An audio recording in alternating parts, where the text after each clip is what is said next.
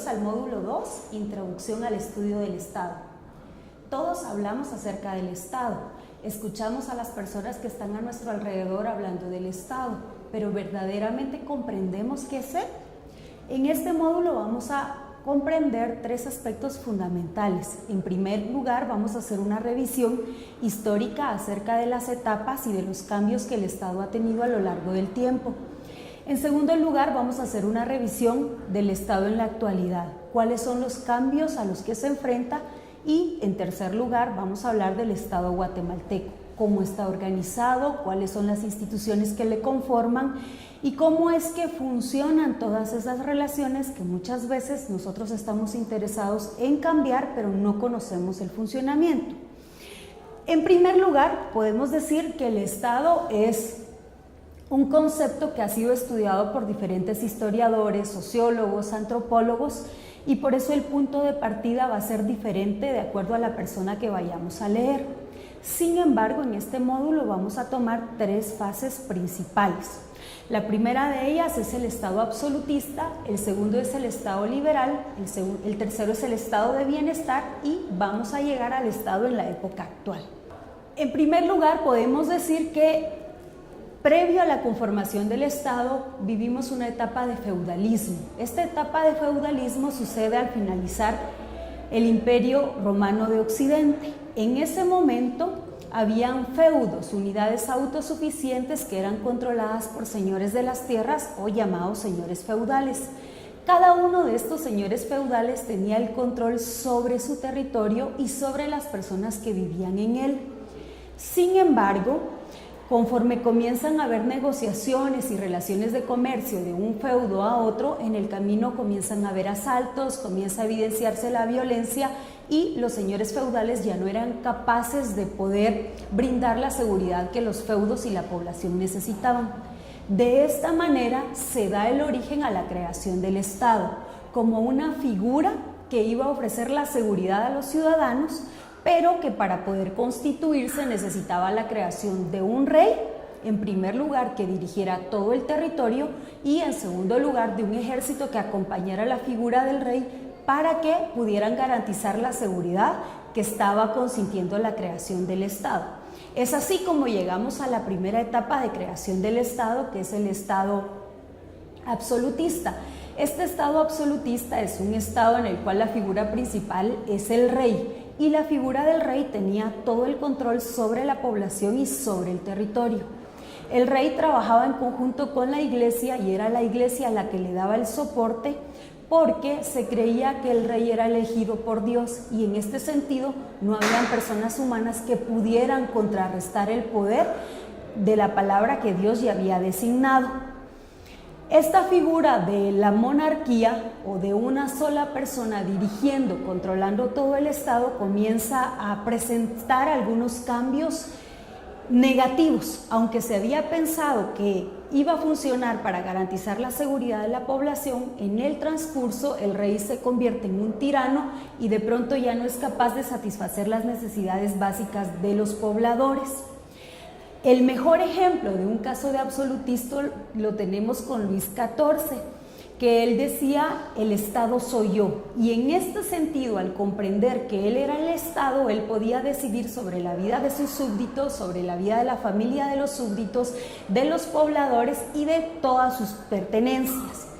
Por eso es que llegamos a la Revolución Francesa y la Revolución Francesa se convierte en el primer detonante contra el Estado absolutista.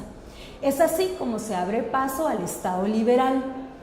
El Estado liberal viene en contraparte a esas ideas de que era una persona la designada por Dios para administrar o para dirigir y gobernar un territorio. Una de las ideas fundamentales que se dan en el Estado liberal es la separación de poderes.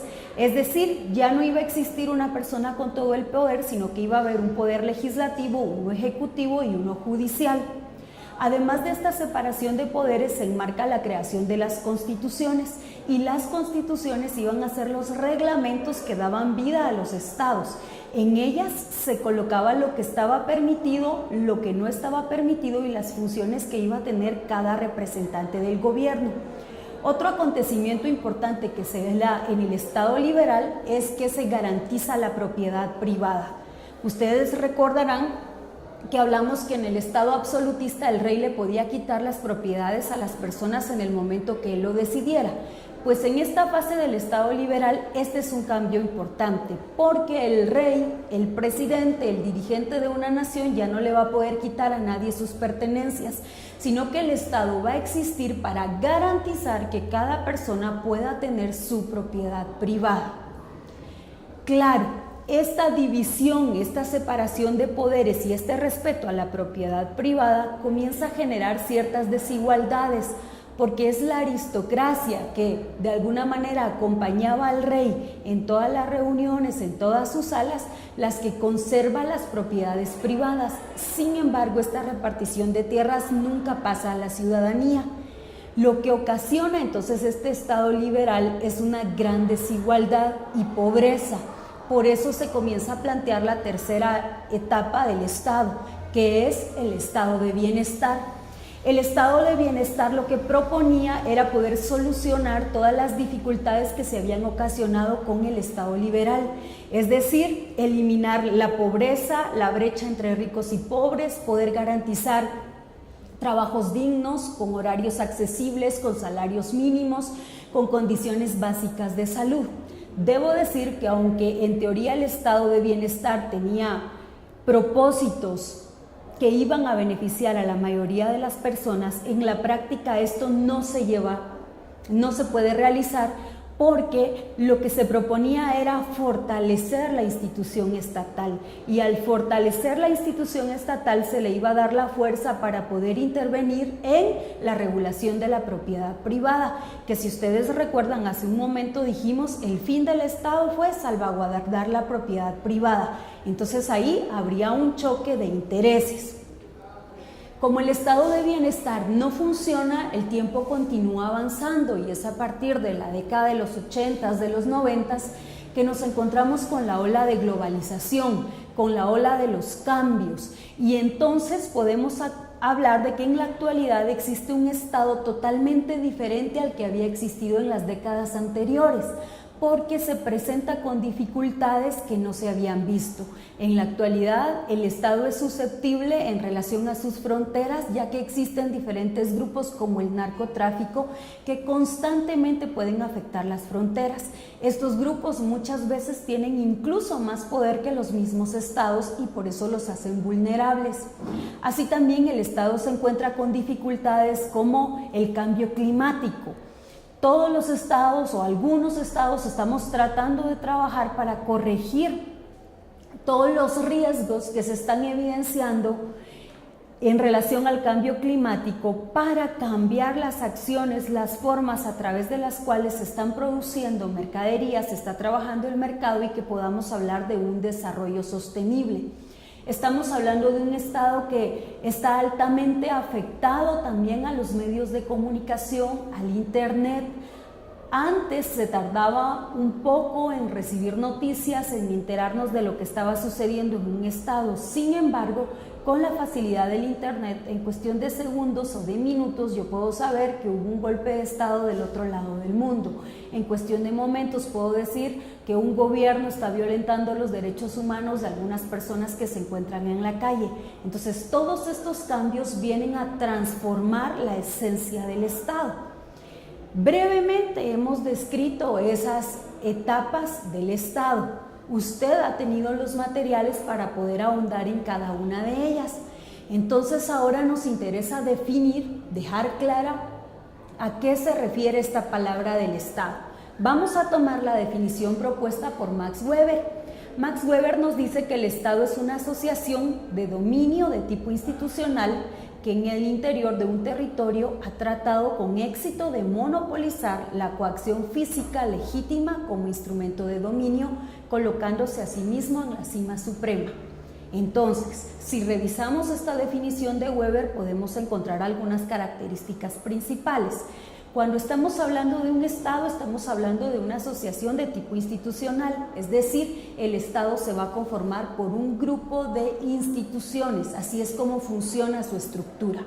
Otra de las características es que controla un territorio y dentro de ese territorio tiene el poder legítimo para obligar a los ciudadanos a acatar las reglas.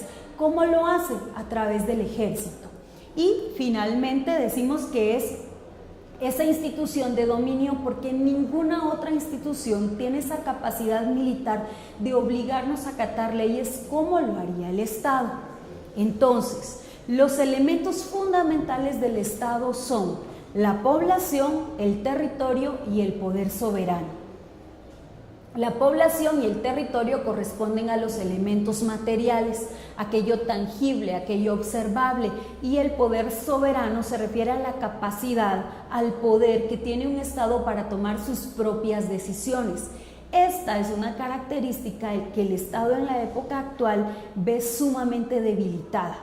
Nosotros como Estado creemos que podemos tomar decisiones, sin embargo, cuando viene una resolución de un organismo internacional, el Estado tiene que doblegar su soberanía ante lo que está diciendo otro actor internacional. Esta es una característica muy perteneciente a los tiempos que estamos viviendo. Las dos características fundamentales que podemos encontrar en el Estado es que tiene el monopolio legítimo de la fuerza y número dos, que los ciudadanos no pueden decidir pertenecer a él o no, sino que si usted nace se vuelve un ciudadano de, y como ciudadano portador de obligaciones y por supuesto de derechos. Es muy importante que podamos hacer una definición entre Estado, nación y gobierno. Usualmente usamos las palabras considerando que son sinónimos y no significan lo mismo. Ya hemos hablado sobre el Estado, ahora nos compete hablar sobre nación. Cuando hablamos de nación nos estamos refiriendo a un grupo que está unido por una identidad y que es precisamente esa identidad la que desarrolla el sentimiento de patriotismo. Algunos ejemplos de nacionalidad y patriotismo muy fuerte que vemos en Latinoamérica es el caso de los mexicanos. Los mexicanos son una nación, tienen marcada su identidad. Sin embargo, nosotros como guatemaltecos, ¿cuál es la identidad que tenemos? Yo he escuchado la diferencia entre los guatemaltecos capitalinos que son chapines y los quetzaltecos que son superchivos. He escuchado a los superchivos decir que el himno nacional no es su himno, sino que es la luna de Xelajú. Entonces no podemos hablar de una nación, estamos hablando de diferentes identidades y eso fragmenta al Estado. Ahora nos corresponde hablar sobre el gobierno. En algunas protestas, en algunas quejas, en los medios de comunicación se habla, hay que reformar al Estado, hay que cambiar al gobierno, entonces tenemos que tener muy claro a qué nos estamos refiriendo. El Estado va a ser el universo, es el todo, es la población, es el territorio, son las leyes, es la capacidad de decidir, mientras que el gobierno es solo una parte del Estado. La parte que va a organizar, que va a administrar y que va a representar durante cierto tiempo. Si quiero verlo con un ejemplo bastante sencillo, podríamos decir que el Estado es un automóvil y que el gobierno es el volante, el que toma el control del automóvil. Algunas de las diferencias que podemos marcar entre ambas es que el Estado es el todo, el gobierno es solo una parte, el Estado es fijo. Desde que se fundó el Estado de Guatemala en 1847 no ha cambiado, sin embargo el gobierno sí ha cambiado muchas veces. El Estado es permanente porque no podemos cambiar el territorio, no podemos cambiar la soberanía, sin embargo el gobierno en Guatemala es cambiado cada 4 años. Entonces cuando nosotros hablamos que hay que reorganizar o refundar el Estado, estamos cometiendo un error en términos y en conceptos. Lo que tenemos que cambiar es una de las partes administrativas que corresponden al Estado, que lo es todo. Ahora, ¿qué nos dice la Constitución guatemalteca? Porque nos interesa conocer nuestro país. Pues la Constitución en el artículo 140 nos dice que Guatemala es un estado libre, independiente, soberano, organizado para garantizar a sus habitantes el goce de sus derechos y sus libertades. También se nos aclara que el sistema de gobierno es republicano, es democrático y es representativo. ¿Qué quieren decir estas características que se enmarcan en la Constitución? Hablemos del gobierno republicano. Para Lisette y Ricardo Mendoza, la república significa la cosa pública, es decir, en lo que todos participamos. La república deja de un lado ese absolutismo que solo dejaba que unos pocos tomaran las decisiones y nos da la opción de que todos podamos decidir acerca de nuestros gobernantes, acerca de nuestros dirigentes. Y por eso es que cada 4 años nosotros acudimos a las urnas a emitir un voto, porque toda la población pública está tomando la decisión en relación a las personas que le van a representar durante 4 años. Cuando hablamos de gobierno democrático, tiene que ver con la libre participación. Lo que propone nuestra Constitución es que cada 4 años usted tenga la libertad de ir a votar por el candidato que para usted sea el indicado para ocupar los puestos del gobierno. Esta libertad, sin embargo, no debe limitarse solo con la emisión de los votos, sino con la participación en los movimientos sociales, en la administración pública y en los partidos políticos, mientras se da nuevamente un proceso electoral. Es decir, que nosotros tenemos que mantenernos como ciudadanos activos, no cada votación que se dan en 4 años, sino durante toda nuestra vida de ciudadanos, esto es a partir de los 18 años. Y el gobierno representativo quiere decir que nosotros elegimos a nuestros representantes. No todos podemos estar en el Congreso, no todos podemos ser presidentes y no todos podemos ser alcaldes porque no llegaríamos a ningún consenso nunca. Sin embargo, por eso se plantea esa representación.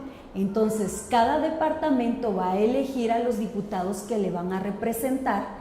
Y los guatemaltecos también elegimos al presidente, que es la figura de Guatemala, pero es una decisión libre, democrática y fundamentada en el derecho.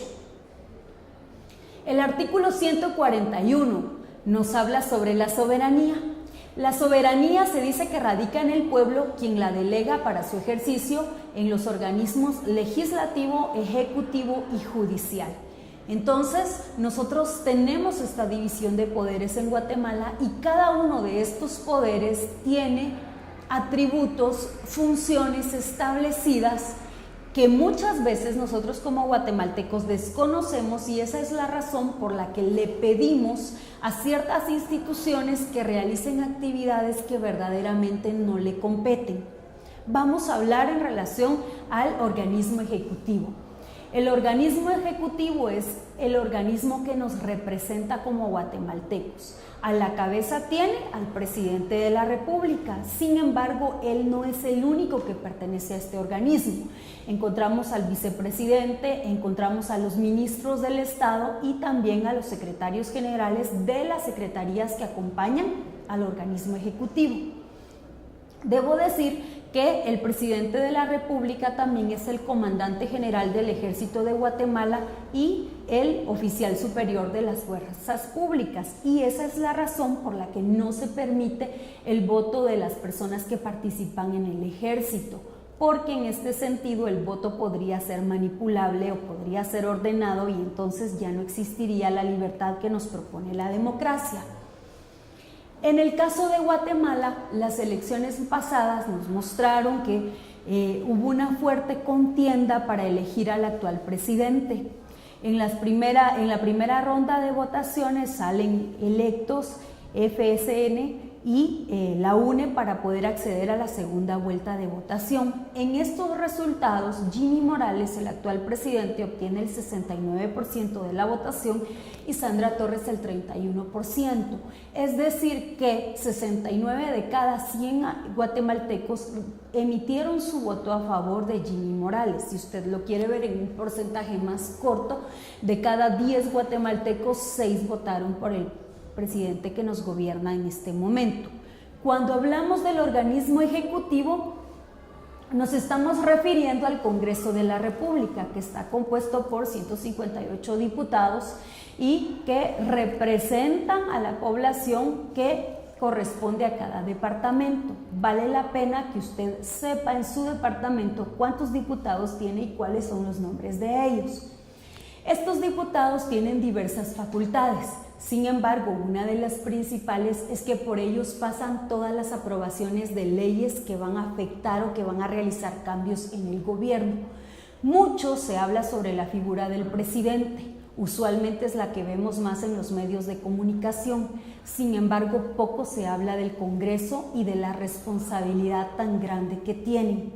Me parece que debemos revisar, analizar un poco más qué es lo que están haciendo, los requisitos que se tienen para que formen parte del Congreso, y en ese sentido valdría la pena revisar algunas reformas, porque vea usted, son personas que se reúnen para aprobar nuestras leyes, pero la Constitución dice que los únicos requisitos para aprobarle es que sean mayores de edad y guatemaltecos, ni siquiera que sepan leer y escribir. Y ellos son los encargados de emitir las leyes de nuestro estado, de manera que eso nos permitiría entender la razón de la actualidad que vivimos. Esta es una gráfica que le demuestra a usted los resultados de las elecciones pasadas. Se encuentran los diputados electos. Si nos damos cuenta, muchos de los partidos que están ahí y que tenían la mayoría de curules ya no están. Ya fueron eliminados. Entonces, ¿cómo está trabajando el Congreso en este momento? Como ciudadanos verdaderamente nos estamos enterando, nos estamos informando de lo que está sucediendo en nuestras instituciones. Damos paso al último organismo, que es el organismo judicial. El organismo judicial tiene la competencia de velar porque la Constitución se cumpla. Entonces, es de acá de donde deriva el órgano supremo, que es la Corte Suprema de Justicia. Cualquier dificultad que exista en el cumplimiento de alguna ley, cualquier conflicto se lleva, y este es el organismo encargado de poder resolver. Se estipuló en la Constitución que estos organismos trabajen independientemente, es decir, que no se deban favores, que no necesiten apoyarse los unos a los otros, sino que tengan la libertad de tomar decisiones en favor de los ciudadanos. Todas estas instituciones conforman lo que nosotros llamamos la administración pública. La administración pública al final es velar porque estos funcionarios, porque estas instituciones funcionen de la mejor manera, es decir, que cumplan el cometido para lo cual fueron creadas.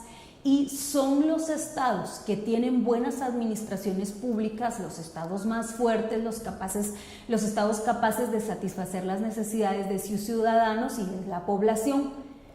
Y por el contrario, los estados que tienen una administración pública sumamente débil son aquellos que son incapaces de brindarle a la población necesidades básicas como educación, salud y servicios básicos.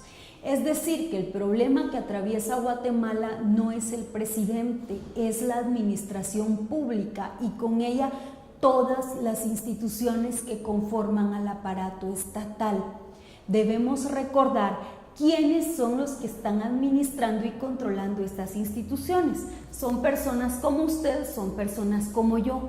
Lo que tenemos que hacer entonces es evaluar cómo están desempeñando esa tarea. Y es ahí donde viene la participación política. Tenemos que tener cuidado y tenemos que diferenciar. La participación política no es llegar a votar cada 4 años. La participación política es vivir como un ciudadano activo durante todos los días, todos los meses y toda la vida en mi país. Los ciudadanos tenemos una tarea muy importante que se llama la auditoría social. Así como un auditor en una empresa llega a fiscalizar, a pedir cuentas, a ver dónde se está gastando el dinero, en qué se están invirtiendo los proyectos, los ciudadanos deberíamos repetir el mismo modelo con nuestras autoridades en las comunidades, en las aldeas, en los departamentos y generalizarlo.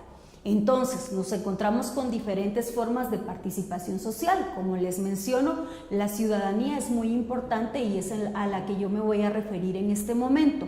Los movimientos sociales y los grupos de presión los verá más adelante en otros módulos, y el gobierno y la administración pública acabamos de darle una revisión rápida. Bueno, pues Thomas Janowski define la ciudadanía como la membresía pasiva y activa de individuos en un Estado-nación con ciertos derechos universales y obligaciones en un dado nivel de igualdad. Usualmente todos decimos: soy ciudadana guatemalteca, defiendan mis derechos.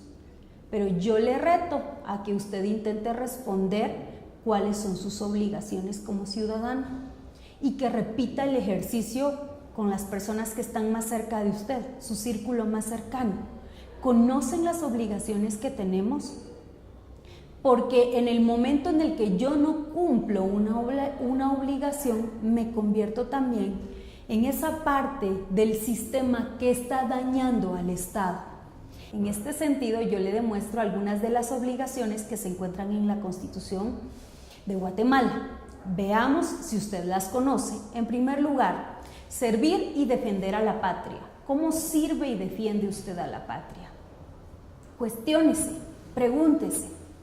Después, cumplir y velar porque se cumpla la Constitución de la República. En este sentido, le pregunto, ¿usted ha leído la Constitución?